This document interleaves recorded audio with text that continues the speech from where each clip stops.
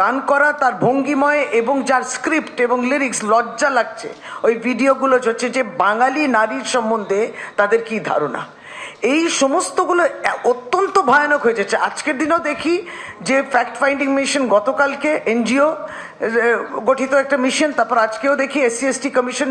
আপনারা তো যাচ্ছেন, কিন্তু এই যে এই বিভিন্ন কমিশনগুলো এইগুলোকে দেখছে না কেন? সুতরাং কোথাও না কোথাও আমাদের যে রুটসগুলো আছে খুব শক্তপোক্ত আছে। আমরা নারী শক্তি কিংবা নারীকে সম্মান করি। এই প্রথম লিস্টে আপনি দেখুন এরা কি 33% করবে। যে নামগুলো ঘোষিত হয়েছে তার মধ্যে 14%-এরও কম নাম রয়েছে মহিলাদের। তাহলে আমাদের বক্তব্য যে পবন সিংকে, তারপর তো গর্জন হলো, একটা মিনি গর্জন দেখলেন তৃণমূল কংগ্রেসের পক্ষ থেকে পরশুদিন, মিনি গর্জন হলো, লোকটা বাধ্য হলো প্রত্যাহার করতে। তারপরে আংশিকভাবে যেই সমস্ত যারা ওই পবন সিংয়ের কাছের লোক ছিল, বন্ধু ইত্যাদি, তারা যে ওর সম্বন্ধে বলছে, কিন্তু এই যে বলছে যেগুলো, এই যে নারী প্রতি অবমাননা, মানে চরম অপমান, কিংবা যেভাবে দৃশ্যগুলো দেখেছি, বিজেপি এটা নিয়ে কি বলছে? কারণ প্রথম লিস্টে কিন্তু আপনি নাম দিয়েছেন, তিনি প্রত্যাহার করেছেন, সেটা তো পরে হয়েছে, আপনি কিন্তু লিস্টে নাম দিয়েছিলেন। তাহলে এটাই কি দেশের ভবিষ্যৎ?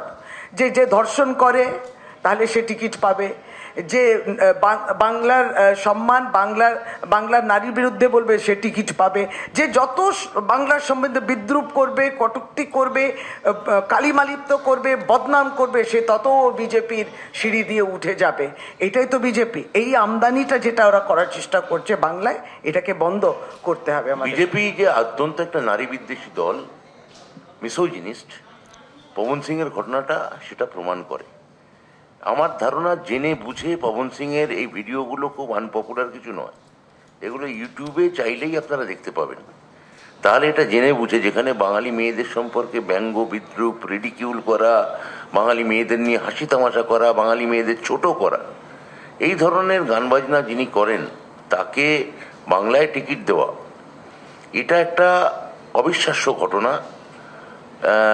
তারা এখন লড়াতে চাইছেন কি চাইছেন না, পরবর্তী ক্ষেত্রে বেগতিক দেখে পিছু হটতে চাইছেন, কিন্তু তাদের মূল মানসিকতাটা পবন সিংকে আসানসোলের টিকিট দেওয়ার মধ্যে দিয়ে স্পষ্ট প্রতিফলিত হয়।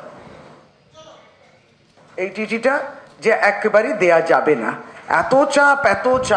অমিত শাহ যখন করবেন, সে জেদ করে যখন ভেবেছিল 21শে জুলাই তো করতে পারে না সভা ধর্মতলায়, তাই সেই জেদ করে সেই জায়গায় সেই স্থানেই সভা করতে হবে অমিত শাহজি আসছেন বলে।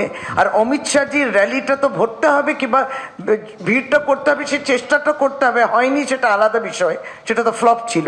কিন্তু তখন ট্রেন দেয়া যায়, তখন স্পেশাল ট্রেনগুলো দেয়া যায়। আর যেরকম তাদের আন্দোলন হয়, নবান্নর দিকে এগোচ্ছেন তারা, অস্ত্র শস্ত্র নিয়ে, বোমা বন্দুক এবং লাঠি সোটা নিয়ে আন্দোলন করছে, একটা ভায়োলেন্ট আন্দোলন, হিংসার আন্দোলন।